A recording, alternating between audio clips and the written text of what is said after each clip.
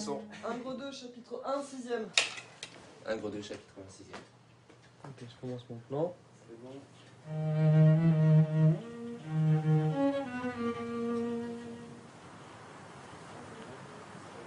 Ok, Hector, c'est à toi là. Ok. C'est du vent. Nous sommes en 1804, c'est ça. Sur le beau détail arrêté.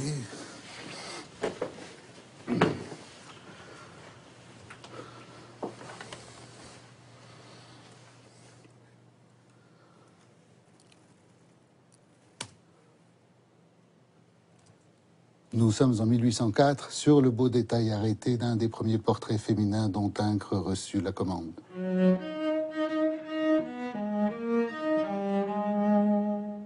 Celui de Sabine Rivière, 32 ans, peint dans un ovale doré, tandis que celui de sa fille Caroline, 12 ans, a été achevé l'année suivante sur un tableau cintré. Je commence doucement. Madame Rivière est assise sur un canapé au coussin de velours bleu. Un long châle de cachemire passe derrière ses épaules pour faire le tour du tableau. La confusion des étoffes contribue à nous faire croire que Madame Rivière se tient à la verticale dans le médaillon, alors qu'en réalité, les deux jambes de son corps affalé se dirigent vers la gauche, ce qui est assez original. Sa robe napoléonienne est cintrée d'un ruban de satin qu'on retrouve d'ailleurs sous les petits seins de Mademoiselle Rivière, qu'Ingres a dû faire poser dans son atelier sous la pleine lumière du jour. Un paysage dont la lumière moins intense pourrait émaner d'une heure plus tardive sert de décor à l'effigie à la manière des portraits de la Renaissance. Ce n'est pas un châle de cachemire, c'est un boa d'hermine qui fait le tour de son corps. On ne comprend pas bien l'intérêt de cette palmeraie au bas du tableau, derrière la signature un peu baroque du jeune peintre. Mais on reste impressionné par le rendu de ces gants de peau retournés qui montent jusqu'à mi-bras et se terminent comme des mitaines, laissant à nu l'extrémité de ses phalanges, dont Ingres n'a dépeint qu'un tout petit morceau de chair à la main gauche, laissant deviner les autres doigts sur la main droite. Je change de tableau et ce ne sont plus seulement quelques doigts, mais toute une main qu'Ingres suggère sur l'espace étendu du lit dans ce détail d'un tableau qu'on a déjà vu. C'est en effet dans ses meilleures peintures que le maître a l'art de suggérer des espaces cachés, comme celui qu'il organise à l'ombre des invraisemblables plis du châle de Madame Rivière, petit espace d'un charme exquis. Il y a un trou, il paraît. Non, il n'y a pas un trou, mais disons que... Attends, vous allez voir, on va s'approcher. On regarde bien, on monte là, et tout d'un coup, on est dans un autre univers complètement. Il a vachement soigné son truc. Comme un désert, enfin avec des rochers, enfin moi je ne sais pas très bien. Enfin, comme ça, oralement. C'est l'ombre qu'il y a. Oui, mais il y a une niche. Ça fait donc un petit truc là. Je vais vous le faire en gros, c'est beau ça. Je suis désolé, c'est beau. Non? Oui, c'est beau. Et puis c'est très beau l'ombre là. Regardez l'ombre. Oui. Là tout d'un coup on est content. Tu vois, regarde là, on sent un vrai peintre. C'est-à-dire qu'il a mis du soin pour quelque chose que nous 2 siècles plus tard on regarde quoi. Ouais, c'est beaucoup, tu vois. Oui, j'adore ces sous-tableaux. C'est comme des tableaux dans le tableau et on n'a pas fini d'en découvrir. Je reprends. Les tout premiers portraits d'Ingres ont cette texture mouchetée et peu colorée, moins réussie que celle de son maître David, mais très inspirée par lui jusque vers 1804, c'est-à-dire avant qu'Ingres ne mette au point sa propre touche, si lisse et brillante pour rendre la soie, si lisse et floue pour rendre les carnations. Ont alors défilé dans son atelier le très digne Marcotte d'Argenteuil, ami intime du peintre et inspecteur général des eaux et forêts, le majestueux ambassadeur de la cour de Russie à Rome, Nikolaï Gouriev, l'inquiétant chef de la police d'occupation, baron de Norvins, le foisonnant Joseph-Antoine Moltedo, ministre des Postes, inventeur d'objets mécaniques et négociant en fourrure, le redoutable patron d'un organe de presse, Louis Philippard, le banquier et collectionneur plein de bonhomie, Monsieur Leblanc, qui n'a pas oublié de commanditer le portrait de son épouse. Leurs 2 tableaux seront bientôt achetés par Degas. Autant de notables de la haute société dont la force expressive des visages surprend dans le contexte d'une mise en scène aussi glacée.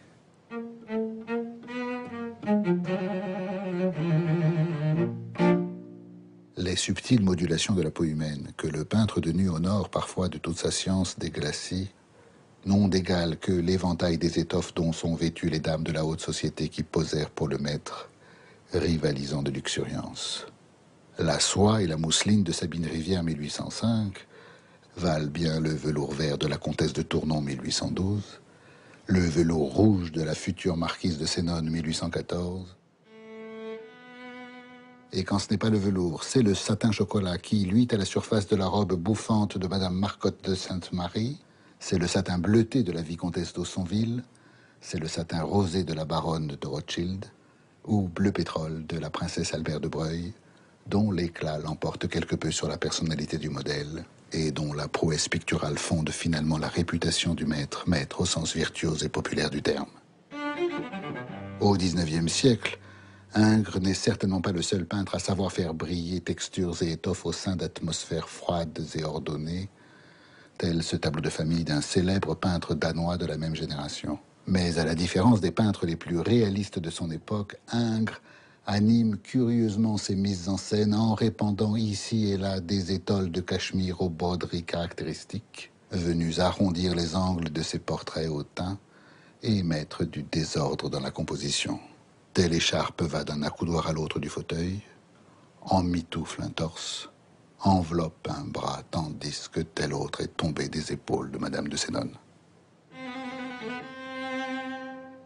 Or, ces drapés ne sont pas là que pour mettre de l'animation, car Ingres leur confie un rôle complètement inattendu qui va jouer insidieusement sur la perception qu'on a des distorsions anatomiques dont le peintre est coutumier. En effet, ces drapés omniprésents et polymorphes créent d'énigmatiques fantômes au creux d'une mise en scène somme toute assez sommaire, habillant ici le bras droit de Madame Rivière de tous leurs plis désordonnés pour dissimuler la longueur inattendue d'un membre dont on ne se rend compte de l'extravagance qu'après une observation minutieuse de l'anatomie cachée sous l'étoffe, et jeter conséquemment un doute sur la longueur pourtant parfaitement normale du bras plié de Madame Duvaucet. Mis à part la vieille et sympathique Madame de Tournon, dont l'excellent portrait ne la montre pas sous son meilleur jour, mais peut-être n'en a-t-elle pas de meilleur, les autres modèles féminins surent tirer bon parti du somptueux écrin qui leur était construit. Bien que leurs visages sont tous pomponnés à l'extrême, leur relative ingratitude physique n'en est pas moins dépeinte sans complaisance, à voir de près les visages de certaines d'entre elles, leurs attaches épaisses, leurs mains boudinées ou leur étonnant trapèze disproportionnant le tombé des épaules. Elles possèdent toutes une subtile monstruosité que la splendeur des tissus finit par éclipser. Ingres place souvent près de son modèle un fauteuil qu'il aime remplir de gants, d'éventails, de chapeaux et de menus objets effrangés, tous plus neufs et luxueux les uns que les autres, amassés selon un désordre naturel qui constitue peut-être la partie la plus vivante de ses meilleurs portraits. L'abondance et le luxe ne font pas que couvrir les fauteuils. Ils garnissent également le bassin de ces femmes affalées de toutes sortes de pendentifs, de broches, de crevés, de breloques, composant une sorte de table basse imaginaire au service de leur opulence. Dans quelques-uns des portraits de cette galerie de femmes du monde, un miroir reproduit parfois leur tête au-dessus de la cheminée, jusqu'à leur donner ce profil auquel Picasso n'était pas insensible, ajoutant à leur portrait une étrangeté de plus. Il n'y a pas que le tableau de Madame Rivière à jouir d'un sous-espace creusant son trou dans un coin de la composition. On pourra en trouver quelques autres aux abords des miroirs sous le cadre desquels sont coincés billets doux et cartes de visite, mais aussi dans la belle distance séparant chaque modèle des lambris ou des tentures du mur du fond, je veux dire qu'on y palpe l'épaisseur de l'air qui nous sépare du fond de la pièce. Distance au mur, qu'on ne sent en revanche pas du tout dans le tableau de la grande odalisque du Louvre, mais qu'on sent par contre très fort dans cette niche, laissant deviner, entre la cheminée et le coin de la pièce, le beau vide d'un espace suffisant pour y loger un fauteuil crapaud capitonné de blanc dont on ne voit que l'accoudoir. Je termine ce tour avec la seule peinture d'une femme âgée qu'Ingres nous ait laissée, celle de la comtesse de Tournon, mère du préfet de Rome, à la perruque bouclée, aux yeux écarquillés, aux cernes marquées, au nez protubérant, au sourire presque ironique. Mais ce que je préfère, c'est son bras droit, qu'Ingres a eu l'audace de masquer longitudinalement selon un contour chantourné qu'impose la ligne fantaisiste du Cachemire posé devant. Je ne sais pas si je suis très clair. Je veux dire que c'est pas évident que ce morceau de chair rose ressemble encore à un bras, alors qu'il est découpé par un accoudoir et une écharpe dont les parents ne sont pas vitriers, si j'ose dire. En résumé, dans cette peinture sans défaut, le velours y est aussi somptueux que le visage est ingrat, Ingres ayant organisé une concurrence à part égale dans cet endroit du tableau entre le réalisme du bois verni, la follante liberté de l'étoffe et la si difficile vraisemblance, quoiqu'ici parfaitement réussie, de l'anatomie. Je propose que tu ranges celui-là et que tu me donnes l'autre. Tiens, refais-le-moi ça. Parmi les 450 fabuleux portraits dessinés à la mine de plomb qu'Ingres nous a laissés, rares sont ceux qui servirent à des peintures. Mais à bien regarder ces rares dessins de personnages dont l'identité nous est maintenant familière, on s'étonne qu'ils livrent déjà sur le papier toute la densité psychologique qu'on retrouvera dans leur version sur toile, à l'exception peut-être du très beau portrait de Marcotte d'Argenteuil, sans doute plus pénétrant en couleur qu'il ne l'est en noir et blanc. Les plus étonnants dessins d'Ingres demeurant ceux dont les modèles ont une expression si naturelle et débridée, notamment chez les hommes, qu'elle n'aurait jamais vu le jour en peinture pour la commande onéreuse et officielle d'un portrait. Mais commençons par les femmes. Madame Lucien Bonaparte affalée à l'orientale sur son canapé n'y est pas dénuée de majesté. Comme dans tout portrait qui se voudrait ressemblant, l'artiste a concentré toute son attention sur les détails du visage et tout le monde aura remarqué que le visage ne tient que sur 2 ou 3 centimètres de sa feuille. C'est en effet à cet endroit que le crayon y est pointillé voluptueusement, rendant à ces modèles toute la délicatesse de leur teint jusqu'à ce fin sourire qui dessine une vague ombre sous leurs pommettes.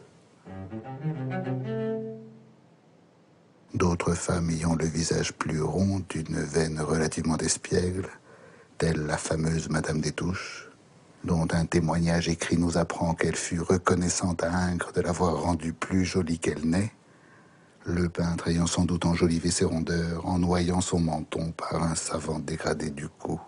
Sans doute a-t-il fait ainsi disparaître le double menton de nombreux autres modèles, à l'exception de son épouse qu'il n'a pas épargnée.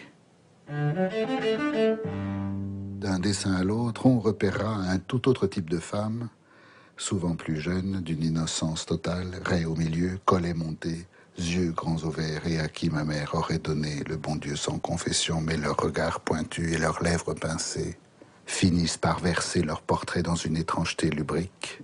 À la Stanley Kubrick, je ne cherchais pas à faire de rime. Quant aux hommes les plus jeunes, sont toujours des dandys, soit à la mode de Rastignac, soit à celle de Dorian Gray. Dandys arrogants soutenant le regard vide de ceux qui n'ont pas froid aux yeux, ou dandys romantiques arborant leur fragilité comme un atout de leur séduction, vous aurez reconnu Franz Liszt. Ingres a su tirer de certaines personnalités exceptionnelles de son entourage tout l'éclat du caractère exceptionnellement volontaire de Victor Baltard, l'architecte parisien de la gare du Nord, ou du caractère sec et enflammé de Paganini, le violoniste le plus célèbre de son temps, ou du lyrisme shakespearien du peintre Guyon Lethière.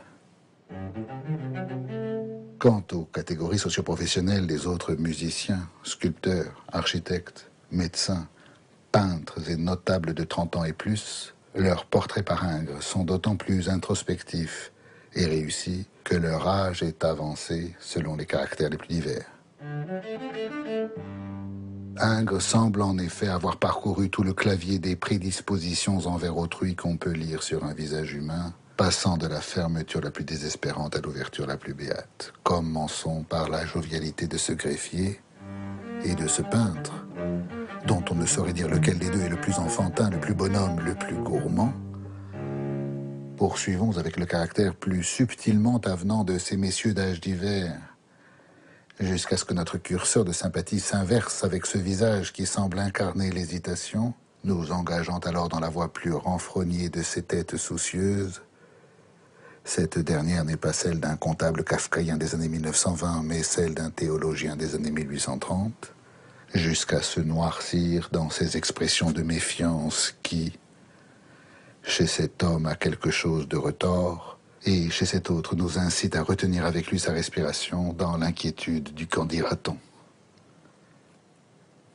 On pourrait d'ailleurs résumer tout le dilemme autour duquel tournent ces dessins à la question « être ou ne pas être constipé », c'est-à-dire soucieux de son image, c'est-à-dire coincé. Et d'ailleurs, ce sont les moins coincés qui donnent lieu aux plus beaux portraits. C'est qu'à ce dilemme, les réponses les plus audacieuses s'incarnent dans la réussite de ces personnages décoiffés, débonnaires, lunaires, désabusés, sincères et insouciants, atterrés d'exister, débordants de naturel, curieux de ce qu'ils voient, étonnés d'être ici, presque tristes d'être là, dans ce dernier portrait si émouvant d'un virtuose dont la joie intérieure est toute à sa passion du violon.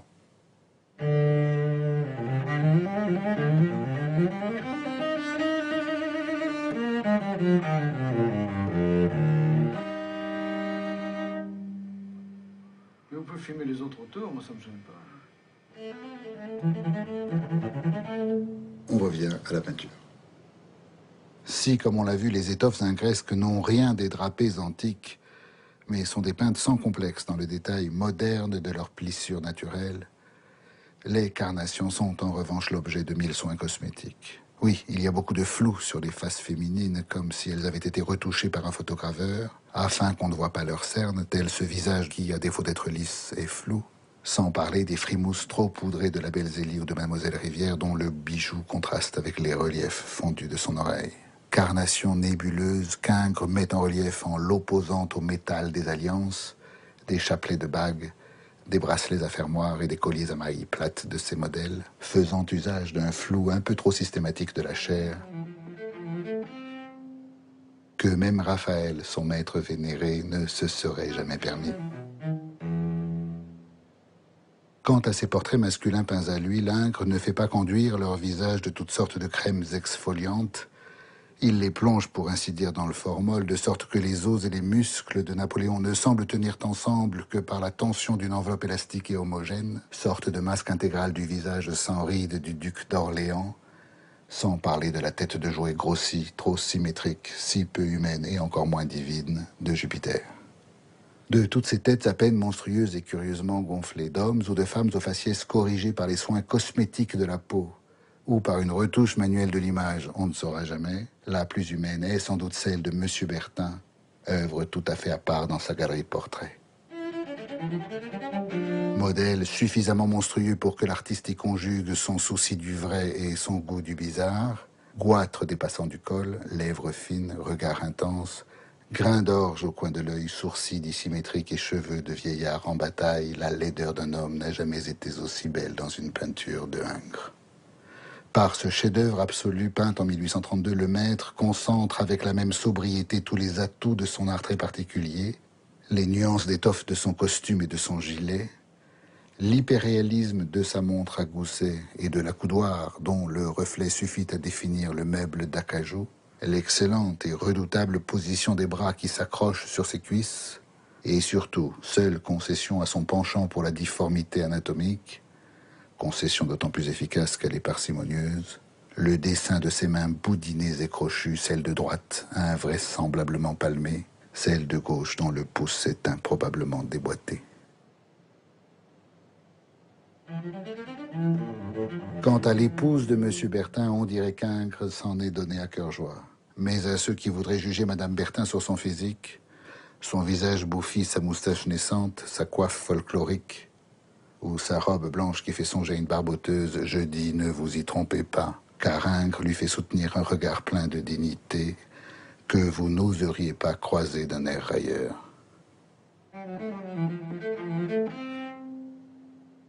Mais c'est fort, quoi. C'est-à-dire qu'il y a une qualité, une netteté de l'image moderne de ce point de vue-là. Tu vois, au sens de... Comme depuis, je sais pas, comme quand aujourd'hui on trouve que, oh là là, c'est tellement mieux une image de 50 millions de pixels que 30 millions de pixels.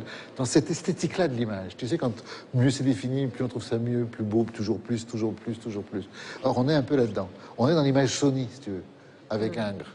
C'est ça que Ingres apporte. Alors, il me fait trop rire, parce que Ingres, c'est un grincheux qui t'explique que tout le monde est dans la décadence, que l'époque n'a rien compris à rien, et que lui, c'est le seul flambeau qui perpétue Raphaël, alors qu'il en est très très loin. Ingres pratique un réalisme que je dirais tactile, puisqu'il privilégie, comme on le sait, ces matières textiles et charnelles qui en appellent à la caresse, c'est-à-dire à la main virtuelle du regardeur qui n'a que ses yeux pour toucher. Toucher l'hermine, le velours, le satin, le tulle ou la peau humaine. Mais comme Ingres est loin d'être le seul peintre en France et en Europe à pratiquer ce genre de virtuosité, je me suis demandé pourquoi c'était lui le plus connu, et je suis allé voir ailleurs. Quelques connaisseurs m'avaient depuis longtemps conseillé de m'intéresser à l'âge d'or de la peinture danoise, dont le savoir-faire n'est pas moins estimable et dont le père incontesté, né 3 ans après Ingres, se nomme Eckersberg. C'est donc à Copenhague que je suis allé filmer quelques chefs-d'œuvre du peintre danois pour en comparer la texture avec ceux du maître de Montauban. Si les tableaux d'Eckersberg sont nettement plus petits et les visages nettement plus nordiques, on retrouvera chez lui la même influence néoclassique, le même sens pictural qui lui permet de distinguer le doré de l'or, la même volonté de donner du relief à l'espace vide séparant ses personnages du mur du fond, la même acuité pour rendre les parois réfléchissantes du bois verni ou pour rendre la surface camailleuse des bas-reliefs gréco-romains. On y retrouvera aussi ces perspectives insolites de l'anatomie féminine, laissant pointer leurs extrémités les plus sensibles, et cette manière de figurer de la façon la plus précise qui soit, la nonchalance avec laquelle ces modèles dénudés savent jouer de leurs souliers sur un coin du carrelage qui rappelle celui de la baigneuse Valpinson. Or, j'apprends pendant le tournage auprès du conservateur du musée de Copenhague qu'Eckersberg s'est formé à Paris dans l'atelier de David, tout comme Ingres. Even this is a bit empire, you know? Et qu'il a même travaillé à 300 mètres de l'atelier du peintre français pendant leur séjour romain, et qu'ils sont en quelque sorte concurrents. Comparons donc le spectacle des étoffes ingresques, leurs coloris électriques, leurs reflets on ne peut plus satinés, à la délicatesse danoise de ces étoffes blanches dont le rendu n'est pas moins virtuose. Oui, à reconnaître la réussite picturale par laquelle ce pendentif flotte au-dessus de la dentelle et du satin jaune de ce portrait danois, on finit par se demander si le rendu des étoffes que propose le peintre français n'aurait pas quelque chose de clinquant en comparaison. Oserais-je dire de nouveau riche. Il faut bien reconnaître que de toutes ces robes portées par des personnages qui nous sont maintenant familiers, le satin brun, le velours noir, le satin rose, le velours vert, le satin bleu-gris, le velours rouge et surtout le satin bleu pétrole fascinent les yeux par leur intensité chromatique qu'aucune peinture n'avait réussi à rendre aussi brillamment. Depuis Vermeer au XVIIe siècle, Holbein au XVIe siècle, Van Eyck au XVe, la liste est pourtant longue des génies de la peinture lisse et léchée dont les étoffes sont bien plus soignées et détaillées que chez Ingres. Voyez cette robe dont on distinguerait chaque broderie au compte-fil. Et c'est alors un paradoxe que la peinture d'Ingres, dont le pinceau est nettement plus sommaire, donne l'illusion d'une plus haute définition. Si je me permets d'emprunter l'expression au vocabulaire de la haute technologie, c'est que le trésor peint des portraits d'Ingres donne finalement à voir les images les plus télégéniques que peintre n'ait jamais exécutées, images dont ce petit panorama rétrospectif nous permet de tout revoir, et qu'on y retrouve cette luminosité des détails, cette saturation de la couleur, cette netteté des formes, cette brillance de l'image, cet espace sans poussière qui annonce la surenchère par laquelle l'industrie de l'image électronique nous incite à chérir chacune de ces nouvelles découvertes, renvoyant tour à tour les précédents systèmes vidéo à leur pâleur historique. Enfin, parce que les robes du soir que porte Madame de Rothschild ou Madame d'Aussonville pourraient parfaitement dater d'aujourd'hui, dans le contexte bien sûr un peu particulier des rallyes du Rotary Club, et parce que les tableaux qui en conservent le souvenir sont d'une photogénie sans pareille dans l'histoire de la peinture, on peut désormais comprendre l'immense succès de la postérité d'Ingres dans le Nouveau Monde. Plus de la moitié de ces portraits appartenant aux collections anglo-saxonnes de Londres, de Washington, de Philadelphie, de New York. Car tout se passe comme si Ingres avait défini aux yeux de la nouvelle aristocratie d'hier et de la haute finance d'aujourd'hui, mais aussi aux yeux de tous les individus de la planète qui découvrent la peinture sur leur iPod. Tout se passe comme si Ingres avait défini ce que l'art classique peut donner de plus moderne, de plus pétant et de plus somptueux.